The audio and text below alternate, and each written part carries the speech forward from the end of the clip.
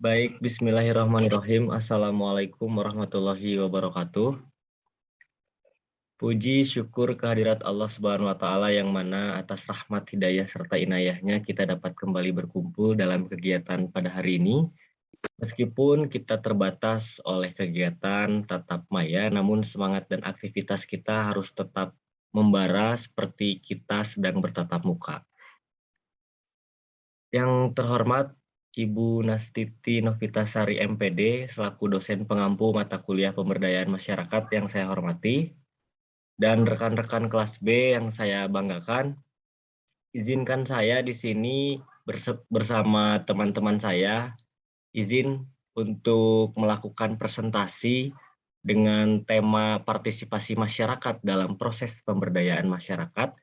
Dan saya pun tidak lupa ditemani oleh beberapa teman saya, diantaranya ada Laila Nurwahidah, ada Dena Yulianti, dan juga Nabila Ayu Trisyani. Dalam beberapa bahasan yang nantinya akan kami bahas, ada beberapa rumusan masalah, diantaranya ada hubungan partisipasi masyarakat dengan pemberdayaan masyarakat, ada bentuk-bentuk partisipasi masyarakat, dan ada mengimplementasikan partisipasi masyarakat di lingkungan masyarakat. Nah, untuk lebih efektifnya lagi waktu, marilah kita simak pembahasan berikut ini dan saya persilahkan kepada rekan-rekan saya yang akan membahas mengenai rumusan-rumusan masalah yang sudah tadi saya sebutkan. Untuk waktu dan tempat saya persilahkan. Mangga. Bismillahirrohmanirrohim. Teman-teman semua, sebelumnya mohon maaf izin off-cam ya, dikarenakan saya sedang sakit. Langsung ke slide selanjutnya. Untuk materi yang saya sampaikan yaitu hubungan partisipasi masyarakat dengan pemberdayaan masyarakat. Partisipasi masyarakat adalah bentuk keterlibatan anggota masyarakat dalam setiap proses pembangunan, mulai dari tahap perencanaan serta pelaksanaan atau implementasi suatu program pembangunan. Pemberdayaan masyarakat atau social empowerment dapat dilihat dari tingkat partisipasi masyarakat yang diberdayakan demi mencapai hasil pembangunan yang diinginkan. Pemberdayaan masyarakat selalu melibatkan partisipasi masyarakat, baik dalam perencanaan maupun pelaksanaannya, karena masyarakat merupakan aktor yang dapat melaksanakan dan merancang kegiatan pemberdayaan. Tanpa adanya anggota masyarakat, tidak mungkin ada pemberdayaan masyarakat. Next slide.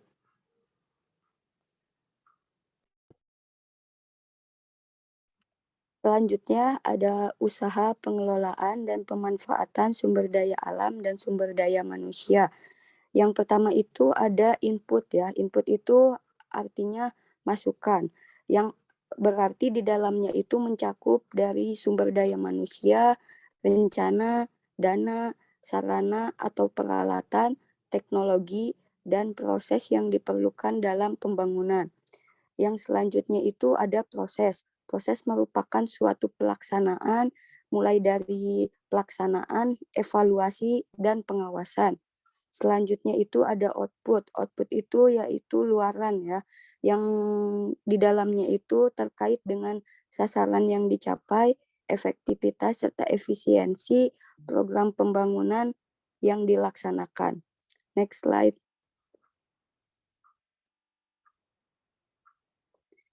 Selanjutnya ada faktor-faktor yang mempengaruhi partisipasi masyarakat dalam pelaksanaan pemberdayaan, meliputi yang pertama itu ada komitmen anggota masyarakat terhadap pembangunan partisipasi adalah kuat, rasa bersama, kesadaran dan keikhlasan anggota masyarakat yang tinggi. Yang kedua, sarana untuk menunjang pembangunan partisipatif ada tenaga, dana, dan bahan. Yang ketiga, program kegiatan pembangunan partisipasi adalah sesuai dengan kebutuhan masyarakat setempat. Untuk faktor-faktor yang menghambat partisipasi masyarakat dalam pelaksanaan program pemberdayaan meliputi yang pertama itu ada sosialisasi mengenai partisipatif, belum dilakukan kepada seluruh kelompok. Yang kedua, ada koordinasi kegiatan pembangunan partisipatif belum dilaksanakan secara positif. Yang ketiga, perumusan program dan kegiatan pembangunan partisipasi lebih merupakan datar. Untuk materi yang selanjutnya, saya kembalikan lagi kepada rekan-rekan saya.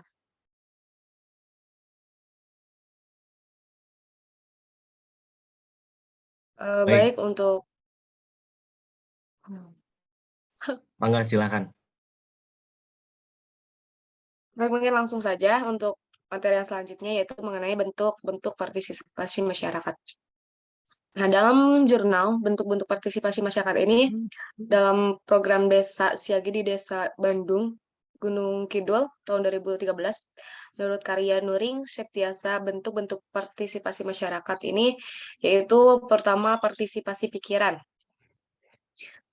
Partisipasi pikiran ini lebih merupakan partisipasi berupa sumbangan ide, pendapat, atau buah pikiran konstruktif, baik untuk menyusun program maupun untuk memperlancar pelaksanaan program tersebut, dan juga untuk mewujudkannya dengan memberikan pengalaman dan pengetahuan guna mengembangkan kegiatan yang diikutinya. Untuk yang kedua, partisipasi tenaga. Maksud dari partisipasi tenaga ini adalah partisipasi yang diberikan dalam bentuk tenaga untuk melaksanakan usaha-usaha yang dapat menunjang keberhasilan suatu program. Yang ketiga ada partisipasi harta. Yang dimaksud partisipasi harta ini adalah partisipasi dalam bentuk menyumbang harta benda yang kita miliki, biasanya itu berupa alat-alat kerja ataupun perkakas. Selain itu, bentuk-bentuk partisipasi juga dapat dibagi menjadi 4 pengertian, yaitu partisipasi dapat bersifat transitif atau intransitif, yang kedua partisipasi bermoral atau tidak bermoral, partisipasi memenuhi sisi moral apabila tujuan yang hendak dicapai sesuai dengan etika. Yang ketiga, partisipasi bersifat dipaksa dan juga bersifat bebas. Untuk yang terakhir yaitu partisipasi yang bersifat manipulatif atau spontan. Mungkin cukup sekian dari saya. Yang selanjutnya yang akan disampaikan oleh saya. Baik, terima kasih Saudari Laila. Untuk yang selanjutnya yaitu peran penting partisipasi masyarakat dalam pemberdayaan masyarakat. Menurut Conyers, pentingnya partisipasi masyarakat dalam pemberdayaan masyarakat itu dibagi menjadi 3 poin. Yang pertama, partisipasi itu adalah suatu alat yang digunakan untuk memperoleh informasi mengenai kondisi, kebutuhan, serta sikap masyarakat setempat yang tanpa kehadirannya program pembangunan dan proyek-proyek akan berjalan tidak semestinya. Lalu yang kedua, bahwa dengan adanya partisipasi masyarakat akan menumbuhkan kepercayaan terhadap proyek atau program pembangunan yang telah direncanakan. Lalu yang ketiga, merupakan suatu hal yang demokrasi bisa bila masyarakat dilibatkan dalam pembangunan masyarakat mereka sendiri. Sedangkan menurut Teresia et al. Pada tahun 2014, terdapat beberapa kegiatan yang menunjukkan bahwa partisipasi masyarakat sangat dibutuhkan dalam kegiatan pembangunan. Yaitu yang pertama partisipasi dalam pengambilan keputusan, yang kedua partisipasi dalam pelaksanaan kegiatan, yang ketiga partisipasi dalam pemantauan dan evaluasi pembangunan, yang keempat partisipasi dalam pemanfaatan hasil pembangunan. Jadi dapat disimpulkan bahwa peran partisipasi dalam pemberdayaan masyarakat itu sangat penting. Hal ini dikarenakan jika partisipasi aktif, maka akan menumbuhkan pemberdayaan masyarakat. Partisipasi masyarakat dapat menjadi sumber informasi mengenai kondisi lingkungan, sikap masyarakat, kebutuhan, dan permasalahan apa yang dihadapi masyarakat agar pemberdayaan ini tidak merugikan salah satu pihak. Selain itu, jika partisipasi masyarakat dilibatkan dalam proses pemberdayaan masyarakat dari awal perencanaan, pelaksanaan, pengawasan, hingga akhir evaluasi, maka pemberdayaan dapat berjalan secara lancar dan sesuai dengan tujuan yang telah direncanakan. Karena pada hakikatnya, pemberdayaan masyarakat ini merupakan suatu usaha atau upaya pengembangan dan juga meningkatkan kemampuan serta potensi yang dimiliki oleh setiap masyarakat agar terciptanya kesejahteraan hidup di masa yang akan mendatang. Lalu, mencermati hal tersebut di dalam buku karya Cokromi Jojo mengatakan bahwa terdapat 6 pokok yang perlu dikembangkan untuk memperoleh partisipasi masyarakat dalam pembangunan, yaitu ada kecerdasan, ada minat, kreativitas, merencanakan atau menyusun, serta melaksanakan. Nah, jika keenam hal pokok ini telah dimiliki masyarakat, maka yang perlu diperhatikan selanjutnya yaitu aspek kepemimpinan dalam melaksanakan pembangunan di wilayahnya. Selain itu, antara masyarakat dan pemimpin perlu adanya kerjasama yang kuat agar partisipasi berdaya guna dalam proses pemberdayaan masyarakat. Untuk menjalin kerjasama yang baik itu, maka diperlukan komunikasi yang baik. Mungkin cukup sekian yang dapat saya sampaikan. Saya kembalikan kepada moderator. Baik, terima kasih Nabila Ayu, Trisyani, Laila Nurwahidah, dan juga Dena Yulianti yang sudah membantu saya untuk memaparkan pernyataan atau memaparkan presentasi mengenai partisipasi masyarakat. Baik, mungkin selanjutnya adalah sesi tanya jawab. Bagi rekan-rekan yang memang ingin bertanya, saya persilahkan untuk 3 orang pertama saja, mangga. Untuk yang mau bertanya silahkan. Jika memang masih ada yang tidak dipahami atau tidak dimengerti dan ingin ditanyakan, saya persilahkan.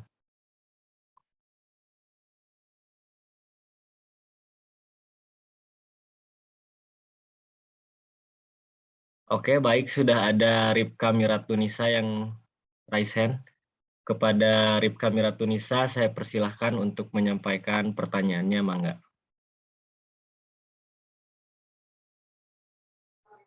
Baik, terima kasih. Sebelumnya saya izin off cam. Izinkan saya memperkenalkan terlebih dahulu. Perkenalkan, nama saya Ripka Miratunisa. Izin bertanya, sesuai yang telah dibahas ya, mengenai partisipasi masyarakat dalam proses pemberdayaan, apakah dalam kegiatan pemberdayaan perlu atau selalu melibatkan masyarakat dalam proses perencanaan hingga tahap evaluasi? Apakah dalam kegiatan tersebut, jika tidak selalu melibatkan masyarakat, program tidak akan berjalan sesuai dengan yang direncanakan? Mungkin seperti itu, terima kasih. Baik, terima kasih Ripka. Dan selanjutnya mungkin satu lagi ada Rizky Ahmad Jidan yang sudah mengacungkan tangannya. Kepada Rizky Ahmad Jidan, saya persilahkan. Baik, terima kasih moderator. Assalamualaikum warahmatullahi wabarakatuh. Saya Rizky Ahmad Jidane dengan NPM 212103058 izin bertanya. Apakah partisipasi masyarakat hanya bertujuan untuk pemberdayaan masyarakat saja? Seperti yang kita ketahui bahwa suatu acara atau event dalam masyarakat bukan hanya ada pemberdayaan, tapi masih banyak lainnya yang berguna bagi masyarakat itu sendiri. Lalu ada pertanyaan lagi. Apakah ada suatu acara atau event yang di mana acara tersebut tidak terlalu mengandalkan partisipasi masyarakat dalam pelaksanaannya? Mungkin itu saja pertanyaan dari saya. Terima kasih. Saya kembalikan ke moderator. Baik, terima kasih Rizky Ahmad Jidan dan juga Ripka yang sudah menyampaikan pertanyaannya. Mungkin untuk pertanyaan Ripka, apakah dalam kegiatan tersebut tidak selalu melibatkan masyarakat, program tidak akan berjalan sesuai dengan yang direncanakan? Mungkinnya seperti itu kurang lebihnya. Kepada rekan-rekan saya dari kelompok 6, untuk pertanyaan Ripka mungkin bisa langsung dijawab apabila sudah mendapatkan jawabannya. Untuk waktu dan tempat saya persilahkan, mangga.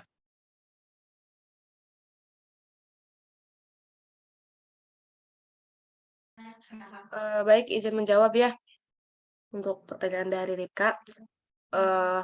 Karena mungkin dalam kegiatan pemberdayaan perlunya melibatkan masyarakat agar masyarakat dapat belajar dan memahami proses pemberdayaan serta ikut terlibat dalam menentukan pilihan dan tanggung jawab terhadap program pemberdayaan yang diikuti.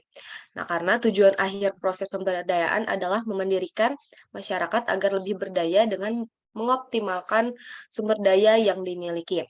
Seperti yang telah saya jelaskan tadi dalam PowerPoint, bahwasannya masyarakat ini sangat memiliki peran yang sangat penting dalam pemberdayaan masyarakat.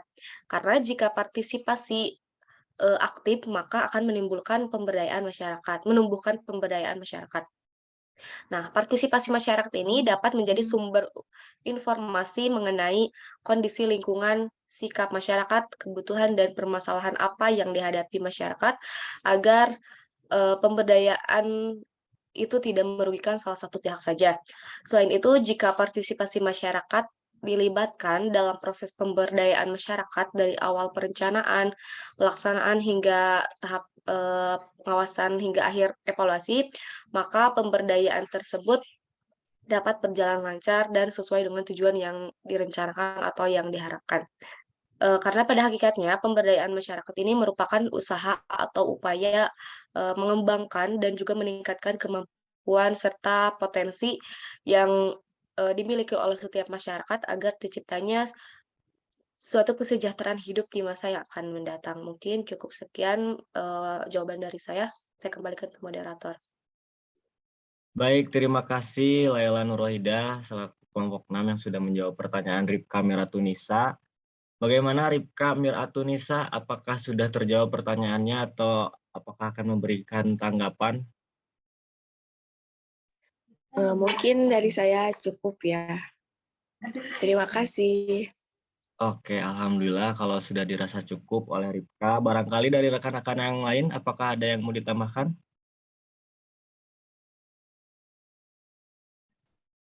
Atau sepertinya tidak ya.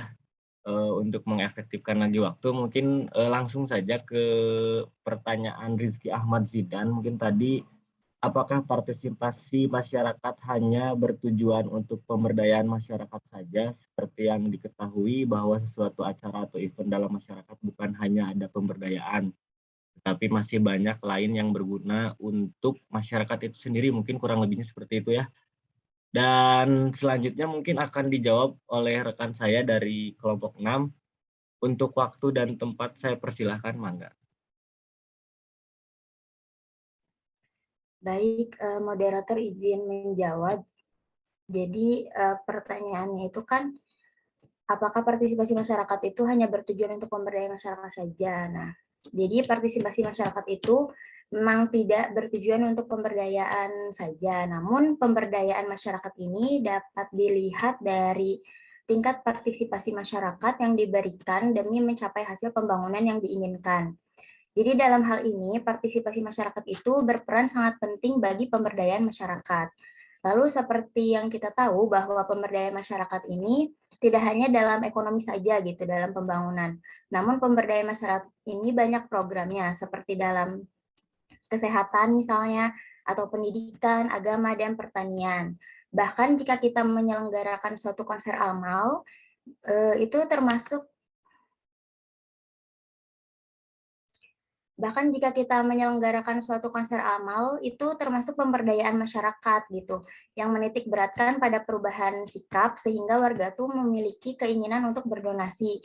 Selain mengajak masyarakat untuk turut berpartisipasi dalam kegiatan donasi, namun juga mengadakan sebuah pertunjukan yang dapat menjadi hiburan bagi masyarakat. Lalu untuk pertanyaan yang kedua, apakah ada suatu acara atau event yang di mana acara tersebut tidak terlalu mengandalkan partisipasi masyarakat? Kalau menurut pendapat saya, setiap kegiatan itu pasti akan melibatkan partisipasi masyarakat, baik itu dalam kegiatan positif misalnya, ataupun dalam kegiatan hal negatif. Nah, seperti misalkan pada contoh dalam acara musyawarah desa. Nah, di dalamnya itu kan pasti terdapat partisipasi masyarakat gitu, walaupun mungkin hanya perwakilan, apalagi dalam event atau acara yang besar, partisipasi masyarakat itu tentu sangat dibutuhkan, entah itu dalam perencanaan atau proses kebijakan maupun dalam evaluasinya gitu. Jadi dapat disimpulkan bahwa suatu kegiatan atau suatu acara itu pasti memiliki, se-private apapun acara tersebut pasti melibatkan partisipasi masyarakatnya gitu. Mungkin cukup sekian jawaban dari saya, kurang lebihnya saya mohon maaf, saya kembalikan kepada moderator.